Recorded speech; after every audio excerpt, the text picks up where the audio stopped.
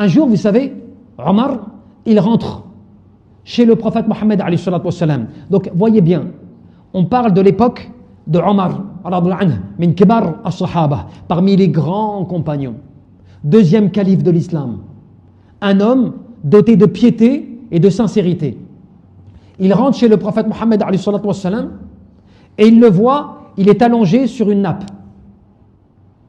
Tu vois, une nappe pressée comme cela, à même le sol. Ce ne sont pas les sajadas que tu connais d'aujourd'hui, avec 5 cm d'épaisseur, où tu as l'impression que tu te prosternes sur un matelas. Là, c'était à l'époque. Donc quelque chose de rigide, de sec. Il le voit allongé sur cela, et il voit que cette nappe-là lui laisse des traces sur le corps. Et il se met à pleurer. Omar, voyant cette situation, il se met à pleurer. Cela, c'est l'effet de la foi. Al-iman billah jalla fi'ula fil qalb. Quand la foi elle est dans le cœur, elle est vivante. Quand ton cœur il est vivant, quand ton cœur il est affecté, tu sais, par les sentiments de la saveur de la foi, eh bien, il réagit comme cela rapidement. Il est éveillé. Le cœur, il a comme un furqan, tu vois, un discernement. Il voit tout de suite les choses. Et donc, il voit cette situation, il se met à pleurer. Et le prophète Mohammed alayhi salatu wassalam, lui-même qui était le prophète, il voit Omar pleurer. Il ne se dit pas, il pleure parce qu'il me voit dans cette situation. Il voit que moi je suis dans le strict minimum. Comme nous on se plaindrait. Toi quelqu'un vient te voir et te dit mais tu vis comme cela. Tu dors sur cela. Toi tu vas tout de suite dire oui mais t'as vu j'ai pas les moyens, j'ai pas l'argent, j'ai pas ceci, j'ai pas cela. Tu vois, le prophète Mohammed ne réagit pas comme cela. Il interroge Omar, pourquoi tu pleures Omar? Pour dire quelque part, je ne comprends pas pourquoi tu pleures. Quel est ton problème? Qu'est-ce qui te fait pleurer comme cela en venant ici? Et Omar qu'est-ce qu'il dit? Il dit, je vois Shoukhouès, qui était le roi de Perse, et je vois César, et comment est-ce qu'ils vivent avec leur richesse mondaine, et toi je te vois l'envoyé d'Allah dans cette situation, c'est-à-dire à même le sol, sur une nappe qui te laisse des traces.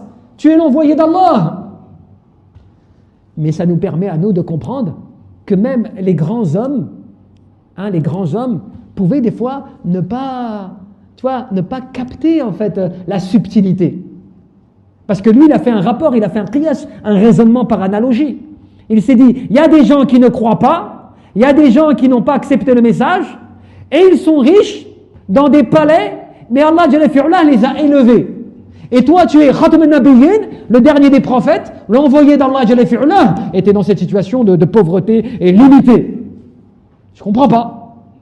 Et le prophète, qu'est-ce qu'il lui dit? Est-ce que tu acceptes que pour eux, il y ait ce bas monde et pour nous, l'au-delà? Donc déjà, il replace les choses. Qu'est-ce que tu choisis?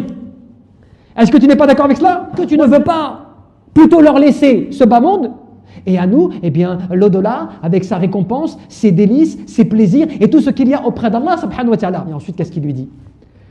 Ensuite, après, il transporte la réalité des faits, de comment ce que lui se considère, c'est-à-dire Khatam al-Nabiyyin, le dernier des prophètes, Al-Mustafa, l'élu, comment ce que lui se considère dans ce bas monde. Et il dit quoi? Il dit, mais qu'est-ce que ce bas monde pour moi? Comment suis-je moi dans ce bas monde? Que suis-je moi dans ce bas monde? Mais je ne suis que comme un cavalier qui est sur sa monture et qui à un moment s'arrête sous l'ombre d'un arbre afin de se reposer. Et après s'être reposé, il se lève et il continue son chemin.